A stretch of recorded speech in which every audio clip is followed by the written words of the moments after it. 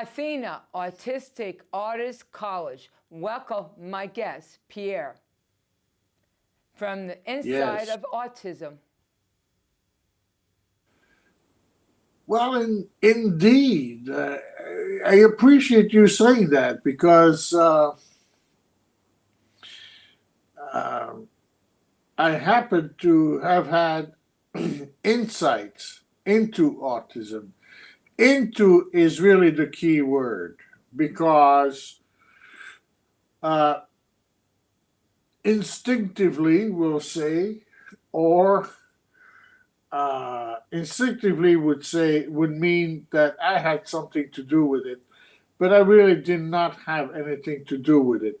So by chance, let's say, uh, I went into autism. I spent 30 years doing that. It was a very, very, very deep meditation on what is autism, what it actually is, an actual definition of autism. In the end, I was not aware of what I was searching. It's only once the Holy Grail appeared before me, if you will, that that it became evident. But on Autism One Radio, what I started with as a title, Going Within, frankly, when I think about this, I had no idea what I was talking about. I had no idea what this was about. It's only 30 years later when I came out of this meditation on what is autism, and in the end, uh, come out with a definition, a two-word definition, that it came evident of what I had been looking for. I was not aware of what I was looking for. It's only afterward. Uh, I'm wondering if you're still with me because I'm not seeing you at this moment. Yes, I'm here. I'm just listening. Okay. It's, So this is synthesized, if you will, in my third book, essentially, on autism, The Language of Autism. Autism is nothing less and nothing more than conceptual, what I call conceptual inability. Uh, Conceptual inability explains the logic of 100, what I figure is about 150 symptoms of autism. There's a logic to all of them. See, people look at autism from the outside and so therefore cannot understand what is going on inside. They look at it, they look at autism with behaviors that are not behaviors, but rather symptoms of autism, but are treated as behaviors. And that's why therapists have a great deal of difficulties getting anywhere, because they treat autism as a behavior where it is not a behavioral issue. It's a conceptual issue. Let me give you a quick example, if you'd mind. yes. From this afternoon, from patient this afternoon, where they said his fine motor skills are better. Okay. This is a patient I've been seeing. I started with absolutely no eye contact, 0 on a scale from 0 to 10. Absolutely no interaction, spontaneous interaction, 0 from a scale 0 to 10, and 0 speech. In fact, they said he doesn't even make a sound. Let's go back to his fine motor skills. Now, about a year into treatment where he's speaking, he's having a back and forth conversation. Be that as it may, the motor skills. I explained to the parents, there never was, and for any kid on the spectrum, there is no issue with motor skills. Absolutely not. There is no issue. There are millions and tens of millions, and if not billions in the US, everything is in billions, uh, billions of dollars spent on that therapy, physical therapy, OT, whatever, spent when where there is nothing wrong with fine motor skills per se. What the child cannot do, quote, write, because he has no concept of writing. It's again, autism is only conceptual inability. They don't have the concept of writing. So when we assume the child has conceptual ability of writing, which he does not, then he has a problem writing an A or writing a B. But the fact is that motor skills is fine. He just doesn't understand that what he's going to supposedly write an A, which is really 3 bars, is an actual A. Once he understands that he is writing an A, he has no problem writing an A. It was never a motor skill issue. It was a conceptual, the concept of writing that was an issue. It was never a motor skill issue. It's just like you put a kid on the spectrum on the soccer field, he's going to run all over the place. He's going to run, to the adverse camp and, maybe even score a goal for the other team. It's not a motor skill issue at all. He just doesn't understand that there are rules to begin with, and then within these rules, there are rules of play. We are so far, the kid is just like, he's running all over the place. If he even has a concept of a ball, he may not even have a concept of a ball. So a lot of kids, the parents throw a ball at him, right in the feet so that the kid actually kicks the ball. But he has no concept of even kicking the ball. That's why he's like, there's no reaction, and parents get very frustrated. It's only because he has no concept of a ball. The example I like to take very commonly is the ubiquitous toy truck. And parents say he just spins the wheels. And I say, yeah, of course, because he has no concept of a toy. So it could be anything with wheels. He doesn't have the concept of imaginary roads and stop at the railroad or stop at the red light and then you start again. He doesn't have the concept of playing with a toy truck.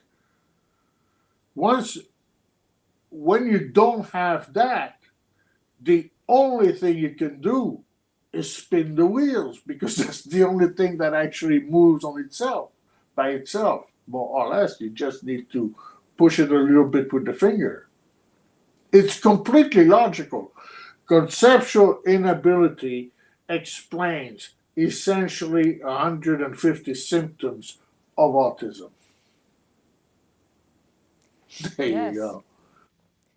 So, It becomes a very simple thing.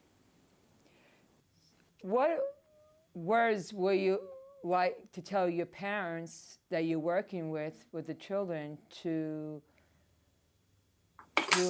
help the education system? So you're seeing this autism within, you're teaching the parents to do things differently, and the school is going to look at it outside the box.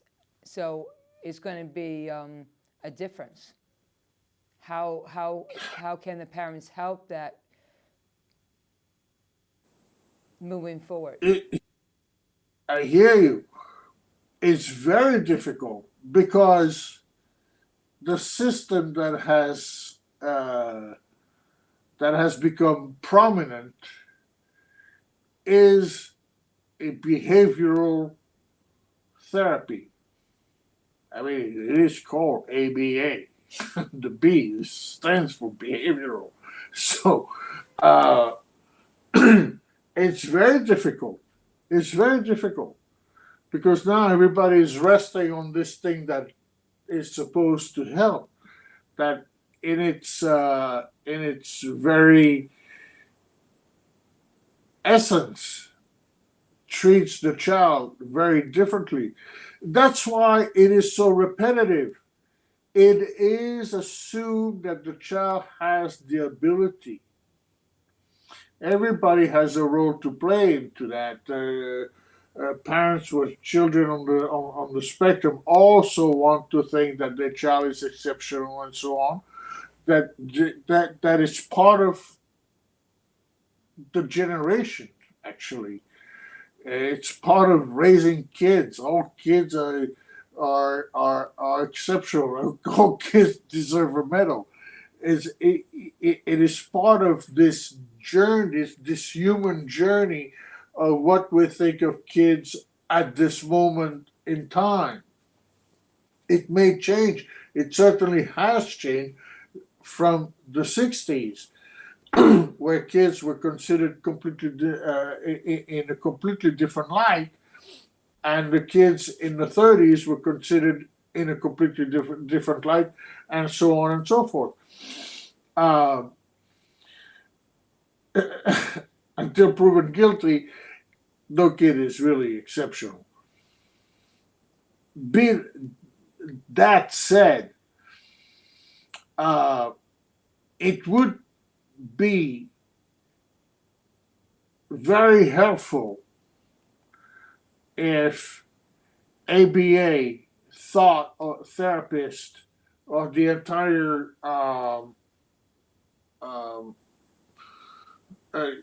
industry of ABA thought of therapy in a different way for kids on the spectrum. I'll explain why. I'm going to give you actually a very I'm going to give you an example of the understanding of autism and what we are doing to kids on the spectrum. I want to alleviate the suffering. This example is meant to alleviate the suffering of therapy to children on the spectrum or individual on the spectrum. Let's begin this example / experiment. Maria, I want to tell you, or I'm telling you, you speak Russian. Yes? You speak Russian, right? No, you do. Yes.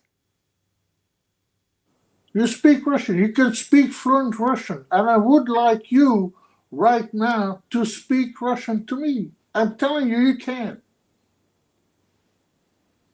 I can speak Greek. I appreciate the joke. But, it's, but that's great. But the thing is to you speak Russian, and I'm Yeah. telling you, you speak Russian, and you're going to tell me, no, I can speak Greek, but I cannot speak Russian, right? You can't speak, no matter how no matter how you're going to twist your mind into me telling you you can speak Russian. In actuality, you cannot speak Russian, right? Right. But I'm going to repeat this to you again and again. You can speak Russian. And eventually, what's going to happen is you're going to get upset with me. If I keep asking you often enough or repetitively, which is what ABA does, repetitively, you can speak Russian, Maria. There's no doubt about it. You can speak Russian. That is essentially what ABA is doing. They keep repeating to a child that he can do what the therapist is asking him, but he has no concept of what the therapist is asking. He has absolutely no concept, and the repetition is the reason for why a lot of kids on the spectrum get very frustrated, get to understand very quickly that there is they get to understand or at least sense that there's a problem with them inside, that they cannot do what they are asked to do. And I would even venture to say they know that what is asked of them is not that complicated, but it is impossible because they simply don't have the concept of what is asked. If they had the concept, they would do it very quickly. And when we treat properly, that concept can return very quickly as well. But essentially, they don't have it. And that leads to the child getting upset. You know, little Johnny hit the therapist yesterday. That's not a good thing. But but if I keep asking you, you can speak Russian and affirming this issue with all my might, you're gonna get upset at me. And that's what happens to little Johnny, to kids on the spectrum who eventually get upset because they are tired of being told they can do something essentially that they cannot do or comprehend. If they could comprehend, they would do it. There's one thing of kids on the spectrum, they have more will than anybody else, frankly. They would love to, because from the beginning, the sense that there's something, from the age of one or so, parents are starting to look a little bit awkwardly, and they start to sense, not necessarily know, but they start to sense that there's something that is amiss.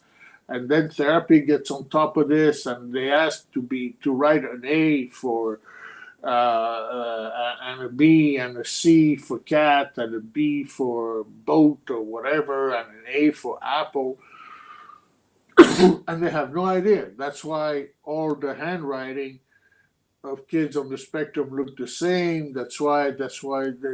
It unravels a whole slew of symptoms that are very, very, very common but easily understandable through these two words. Yes, and besides ABA, there also is the teach method. That's Well, going to then be there are other methods I'm not very familiar with, to be honest with you. Maybe, and I hope there are better methods than ABA, but I'm not up to on all of them, frankly. yes. Is there supposedly a similar but also difference? AB takes away and teach, they don't take away. They do step by step. So maybe your concept from the inside and what you're learning, maybe you could create another program. So Well, hopefully they can learn from it.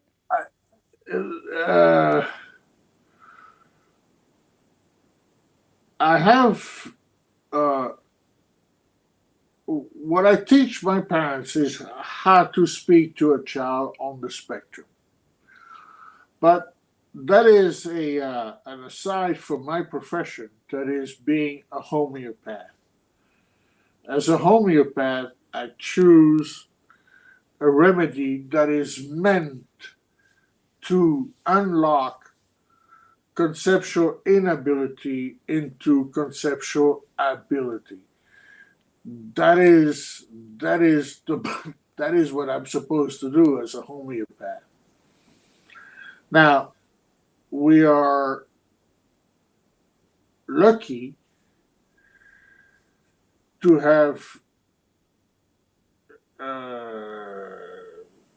in the world of homeopathy, in the world I live, because most homeopaths have, it pains me to say this, but are on the wrong track in terms of treating autism.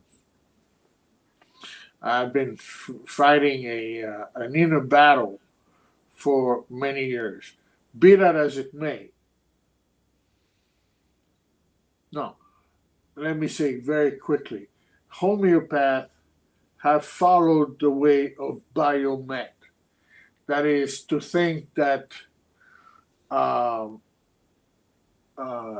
gut is to be healed before anything can happen, which is not true. And that the body needs to be detoxified before anything can happen, which is also not true. Autism is, autism is an illness that needs to be treated as autism, not as something else, not as some detox and so on. Detox will help anybody, but it's not going to heal autism. We need to treat autism. Once we have a definition for autism, conceptual inability, then we know what to do. And we are fortunate in homeopathy, we have thousands of remedies, about 8,000 or so. But there are 350 and another 50 coming soon in Europe. Remedies, that is natural remedies that are perfect match, that are a perfect match for autism, and that could take the specificities of each patient. You see, the specificity of the depth of autism, as well as the specificities of the behaviors of the child on the spectrum. I'll take a quick example. There are children or adults. The older individual I've treated is 75 years old. So let's say there is an individual on the spectrum, a boy or a girl, a woman or a man.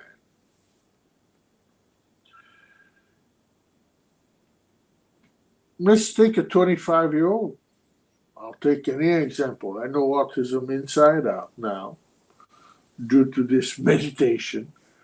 of going inside rather than looking from the outside and making judgment. Essentially, that's what happens when we look from the outside. Let's take a 25-year-old who doesn't speak. With generally by 25, there's very little violent behavior. Generally, not all the time, but generally because people have adapted. Life has adapted itself. The outside life has adapted to the individual. And so the individual who, as a teenager, was somewhat violent because of what I explained before, they no longer want to be bothered. I cannot do it. I've tried it for years and years and years and years. People have repeated to me that I can do it, but I cannot do it. Don't bother me anymore. Give me a tablet. I'll be fine with that. And I'll have my routine of food and beverage and activities through the day. And I'll go to sleep and everything will be hunky dory. Okay? Let's take that individual. Well, that individual doesn't speak, which means that some individual could speak, which means that some individuals could speak and have some relationship, more or less, with other individuals of the same age, let's say. We relate generally within our group within a certain age, and then of course we expand evidently. But let's say within the group, so this individual does not have speech, does not interact. Other individuals have a little speech, interact greatly, uh, can function within a let's say a work situation. Others cannot. It all depends. There's many variables. That's why 350 plus another 50 coming, about 400 remedy. We can truly adjust. Now we can pick a remedy for the individual who say, who I just mentioned, has no speech, no interaction, and no speech, no interaction, no eye contact. Deep on the spectrum. Deep on the spectrum. Another one may be able to speak, but only about one subject. That's different. Another individual can speak about many different subjects, but socially be, say, not high, not very interactive, not interactive at all. We can pick a remedy with these variations and match absolutely perfectly. Sometimes it's a bit of a trial and error, but we can match. Why does a child on the spectrum or an individual on the spectrum need routine? There is an explanation to that. The same goes for speech. Everything is clear. It's just a wonderful time to have these 400 plus remedies available in order to match as precisely as possible, in order to have conceptual inability turn into conceptual ability. And when that happens, I'm sorry for a bit of monologue here, but when that happens, I mean, I love this stuff because it's so clear now. This meditation for 30 years. So when that happens, when conceptual inability turns into conceptual ability, what happens is that we have, with the proper remedy, we have across the board improvement. That is, the speech, say, about one subject becomes about many subjects. The social interaction that was, let's say, poor, blooms, at least within the family. This individual is no longer spending time by himself all the time. Yeah, little Johnny is in his room, he's on the tablet. Now little Johnny comes down to the living room, he's joining in the dinner time or lunchtime, what have you, within the family. And now when we go to, say, the hockey game, he's actually paying attention to the hockey game itself and started to say hello to people and started to say things. And then when we go to the restaurant, he's no longer panicked. Noise doesn't bother anymore. You see, it's across the board. It's not only about one thing. Parents are generally happy when one thing improves, but that's not going to achieve uh, independence. That's not going to achieve neurotypicality or being off the spectrum. Being off the spectrum is absolutely 100% possible for any kid on the spectrum. When it gets to older age, it becomes very complicated and long, and it's a long story.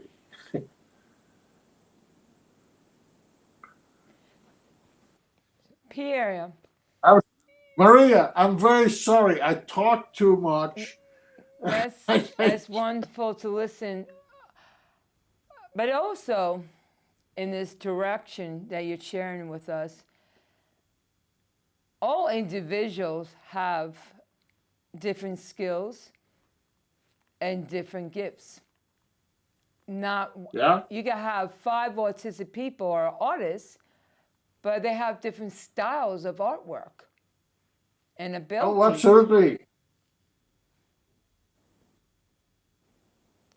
So, I'm sorry. Pierre, you see the purple owl? That's my painting. You like? I love it. Thank you. I love it. The owl shares a lot. The owl shares a lot, and it is the sage in the forest. It's considered the sage in the forest. All all cartoons always represent the owl as the sage. That shares wisdom. Yes, and ours of wisdom is the wisdom of Owl is yeah, the wisdom. Yeah. the wisdom. Yes, it's It is. It is very lively. It is within a beautiful background. yes. It has a resonating chest as well. The chest is very alive in the painting. I sense, and the ears Has a are lot of very detail. keen. Has a lot of purple detail in it. Yes, the ears are very keen. Very keen. I noticed it the first time we had the interview. Yes. So, what are some of the steps that you write it down for helping the parents, and what is your success for the kids to improve for autism? Well, uh, from my position, the key issue uh, for the parents depends on the age of the child. I say the child. It could be a teenager or even an adult. As I mentioned, my older patient was 75, with which surprisingly, we had a great effect. Uh, the effect was that this man, who was not well liked because of his what seemed to be antisocial behavior. Again, it was not antisocial behavior. He didn't have the ability, and so therefore he didn't have the skills. And from not having the skills, he was very misunderstood throughout his life. Uh, he was married because this was a very traditional uh, setup. I don't know what to call it because it's so remote from the way we live now, but it was a very traditional setup of marriage. I was treating the wife actually first for arthritis, and then she knew of my work on of individual on the spectrum, and she asked me if I could help him. I said, "Well, I don't know. Just describe him to me," and I gave him a remedy. And here's a couple who, over 40 years, had barely spoken to each other. Barely spoken to each other. But again, this is the setup is in a different country, and um, with these archaic ways of doing things, whatever. They had barely spoken in 40 years. He actually started to speak to her. He watched TV all the time. He Yeah. literally slept in front of the TV, Yes. and with the remedy, he started to open up. And one day, the first thing that happened is one day she walked into the TV room, and he said, "How are you?" And she was like, "Oh, what happened there?" "Well, I'm fine." And then it just developed, it just grew, and this man just came out, started to speak to his wife, with whom he barely had any spoken word for 40 years. And one weekend, she told him, "Oh, I'm going to see my friends who lived a couple of villages away," and she said, "I'll be back here. I'll be back in 2 days, and all the food is in the fridge." I said, "Well, uh, can I come with you?" And he said, "Well, I know these people for even before I knew you, 40 years before. They never met you." And they say, "Well, they met you once, but they don't know you." And he said, "Well, I'd like to come." So all of a sudden, life changed for this 75-year-old man and his wife. What happens, the changes that happen are so broad, and they have to be broad. You cannot be happy with little Johnny putting a pair of shoes on. It has to be little Johnny can brush his teeth. He gets up in the morning, he eats breakfast, he goes upstairs, he brushes his teeth, he washes himself, clothes himself, puts his clothes on, chooses whatever clothes he wants, and they will be appropriate for the weather to a degree, because we're talking about teenage boys, and teenage boys would love to run out in shorts in the winter. We all understand that, but he will pick the right boots and so on and so forth, and he will get on the bus and meet the friends, and the friends will be real friends, not what I call political friends, and all will be hunky dory. Now it's a process. It starts there. That's the first step, and then Johnny will will have the Yes. concept of speech, and will speak, and so on and so forth. Yes, John can learn. It takes time, takes step by steps to learn. So we're going to wrap it up here, and we love you to Yes. come back.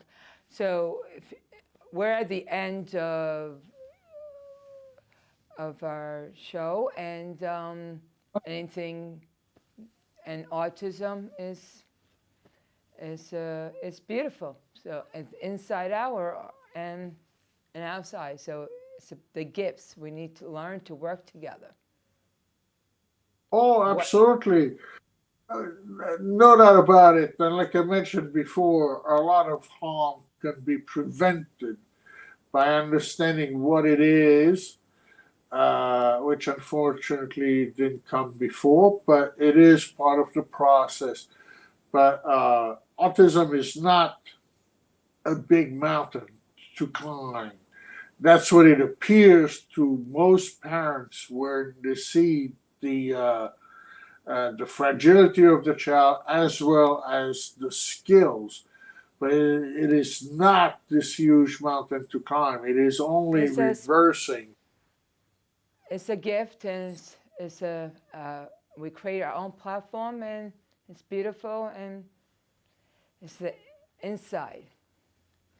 It's So a path. Pierre, It's a we're path. going to wrap it up, and I thank you for coming on and sharing about autism, the inside, and Yes. how others are learning from you. That's amazing. Thank So stay tuned to my next episode on Athena Autistic Artist College TV.